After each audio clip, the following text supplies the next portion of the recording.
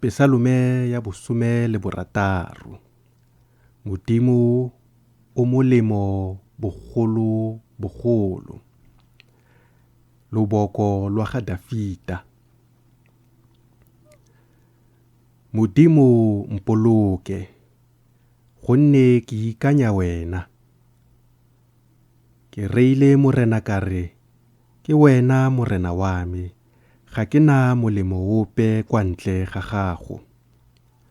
Fa e le baitshepi ba ba mo lefatsheng, bona batlotlegi, ke ba ba nkgatlang. Dipogo tsa bona ba ba ipatlelang medimo e sele, di tla ntsifala. Ga nkitla ke isetsa ditshupelo tsa madi, le seng go bua maina a yona ka molomo wa me. Morena ke kabelo ya boswa jwa me, le ya senwelo sa me. O tshegeditse kabelo ya me. Melelwane e ntitetse ka fa mafelong a monate. Ke na le boswa jo bontle. Ke tla ba ka morena yo nkgakolotseng.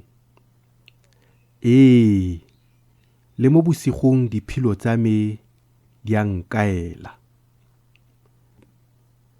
Ke ntse ke emisitse morena fa pele ga matlho a me, ga nkitla ke tshikinyega. Ka nkeme ka fa letsogong le le jang.